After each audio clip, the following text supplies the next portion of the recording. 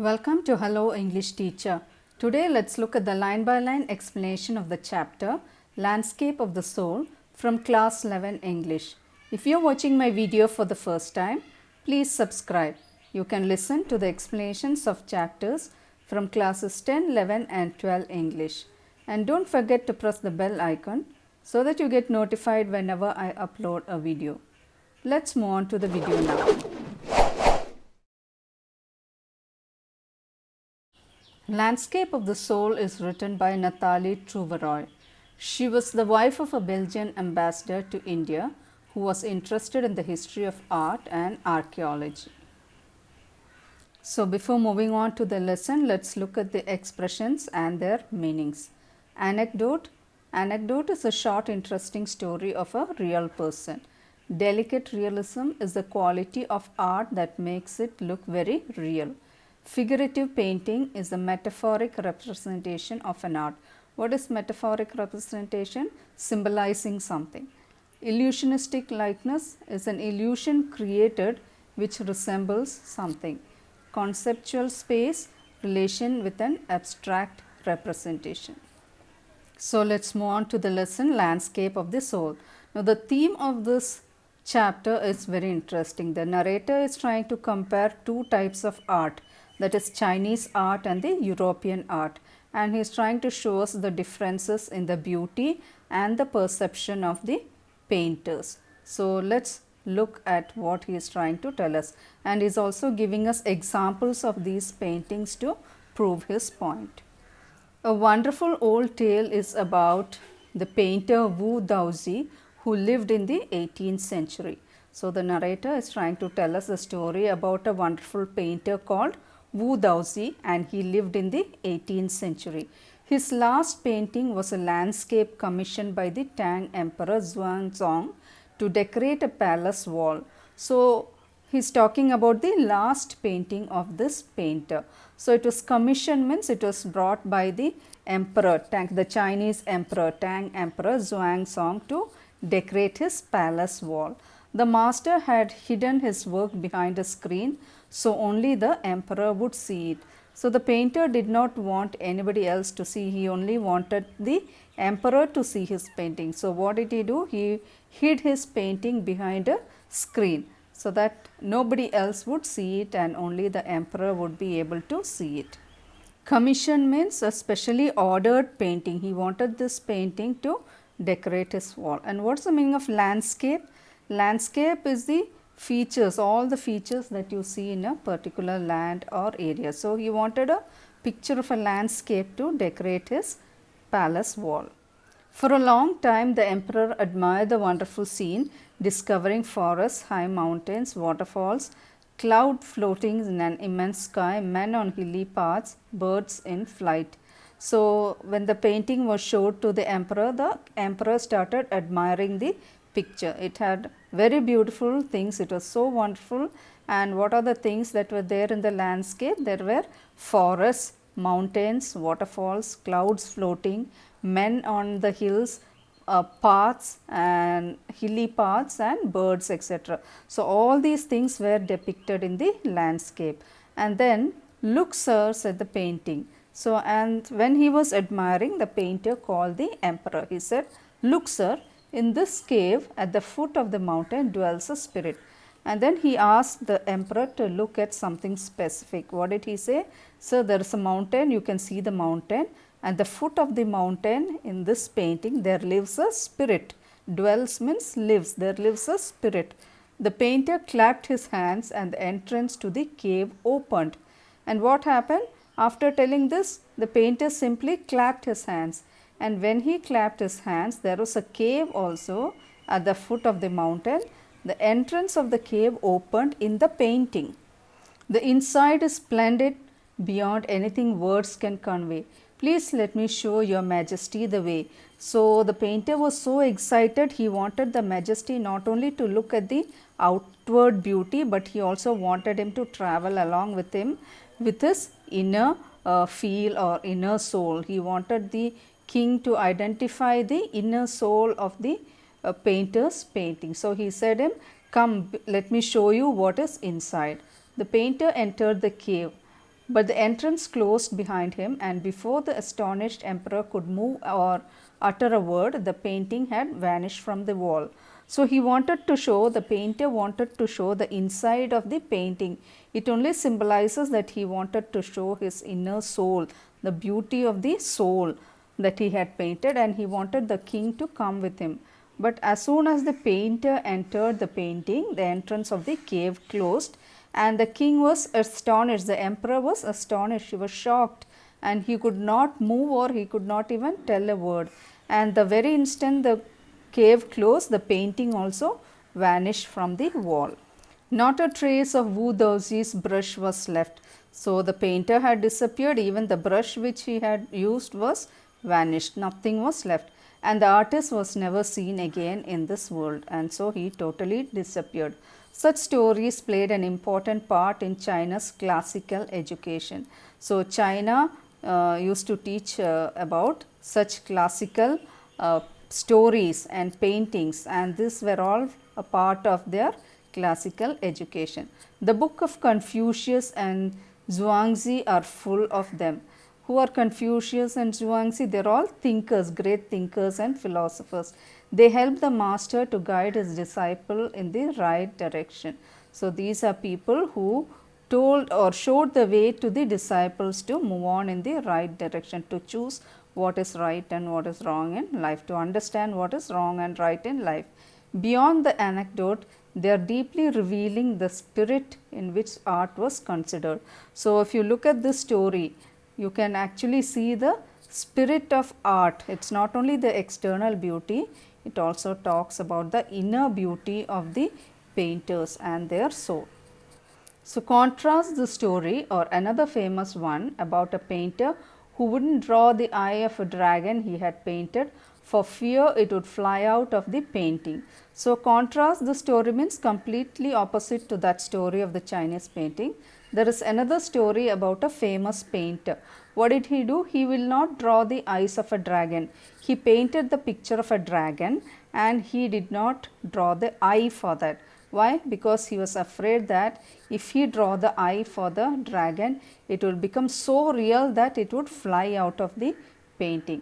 And with an old story from my native Flanders that I find most representative of Western painting.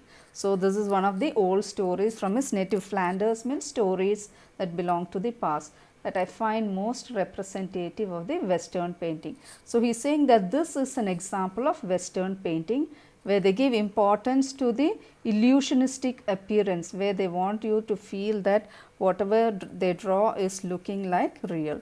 So there is one more story he is talking about. In the 15th century Antwerp, a master blacksmith called Quentin Metzis fell in love with a painter's daughter. In the 15th century Antwerp, Antwerp is a Belgian town. So he is again talking about a European art. So in that there is a story about a master blacksmith called Quentin Metzis who fell in love with a painter's daughter. So the father would not accept a son-in-law in such a profession. So Quentin sneaked into the painter's studio and painted a fly on his latest panel. So what happened? This painter, the father painter, did not want a blacksmith to be his son-in-law. Who is a blacksmith? One who works with iron and makes iron tools, etc. So this painter father did not want a blacksmith to be his son-in-law. So what did he do? So one day Quentin sneaked into the painter's studio. So without anybody noticing, this Quentin once went into the painter's studio and he painted a fly on his latest panel. So the painter had kept a canvas for painting something. So on that, this blacksmith went and painted a fly with such delicate realism that the master tried to swat it away before he realized what had happened. So he had drawn it with such delicate realism, that means it was so looking very exact like a fly, that the master painter, that means the father painter, when he came and saw the fly sitting on his panel, he tried to swat it away. Swat it away means kick it with some book, some object to kill it. So he thought that it was a real fly and he tried to swat it, and then he realized that it is not a real fly but it was a painting. Quentin was immediately admitted as an apprentice into his studio. So, the father painter was impressed and immediately he took him as an apprentice. Apprentice is someone who comes to learn. So, he took him as an apprentice into his studio and taught him how to paint. So, what is this telling us about? It is telling us about the European art, how they are more bothered about the exact, they want their painting to imitate something. They want it to look very realistic rather than dwelling into the soul. They just want the appearance to be more appealing and realistic. He married his beloved and went on to become one of the most famous painters of his age. So, this Quentin Metzis married the painter's daughter and then he became one of the famous painters of his age. These two stories illustrate what each form of art is trying to achieve: a perfect illusionistic likeness in Europe, the essence of inner life and spirit in Asia. So, these two paintings tell us the difference in the art between the Asian painting, that is the Chinese art, and the European art. So, in the Chinese art, they want to more look into the inner meaning or the inner life and spirit of the painting, whereas in the European art, they want to look at the illusionistic likeness, that is they want us to think that whatever they have drawn is looking very real or realistic. So, in this Chinese story, the emperor commissions a painting and appreciates its outer appearance. So, we saw that in the Chinese story the emperor was able to appreciate only the outer appearance, but the artist reveals to him the true meaning of his work, and the painter wanted to explain to him the real meaning of his work by going into the inner parts of the painting. The emperor may rule over the territory he has conquered, but only the artist knows the way within. So, what is he trying to say? He is telling us that the emperor only knows how to rule a territory. He may be aware with every part of his land, but then it is the artist who knows more about his painting, who knows the inner meaning of his painting. Let me show the way. The Tao, a word that means both the path and the method and the mysterious works of the universe. So, let me show the way. The Tao, a word. So, the word Tao means both the path and the method, or the method used for showing the mysterious works of the universe. The painting is gone, but the artist who has reached his goal beyond any material appearance. So, the Chinese painting, though it has disappeared, but then it was able to explain what it actually stood for. A classical Chinese landscape is not meant to reproduce an actual view.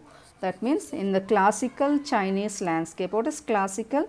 Ancient art belonging to the ancient period. So, in these kinds of paintings by the Chinese, it does not mean to show you an actual view as would a Western figurative painting.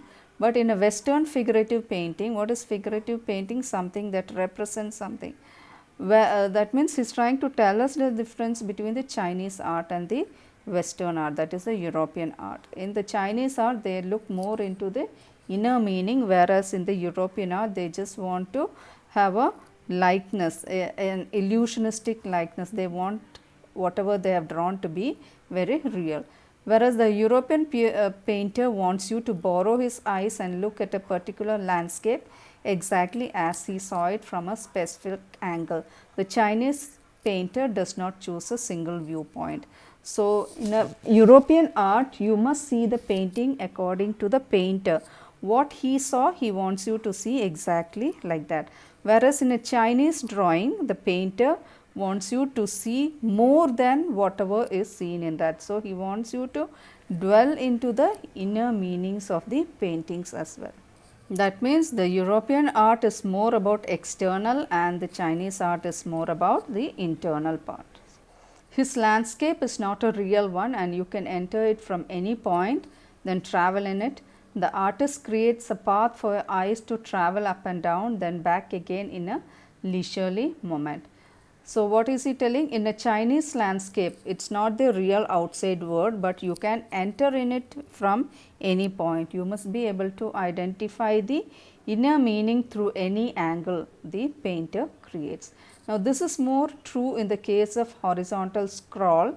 in which the action of slowly opening one section of the painting, then rolling it up to move to another, adds a dimension of time which is unknown in any other form of painting. So, these Chinese paintings also have another feature which is called the horizontal scroll.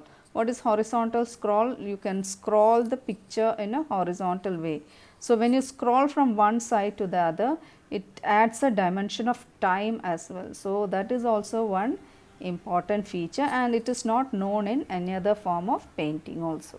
So, the Chinese painter wants you to travel with him physically and mentally while looking at his painting. So, I hope you liked today's video. Let's look at the next part of this lesson in my next video. For more informative videos, do subscribe to Hello English Teacher, like, share and give your valuable comments below. Thank you for watching.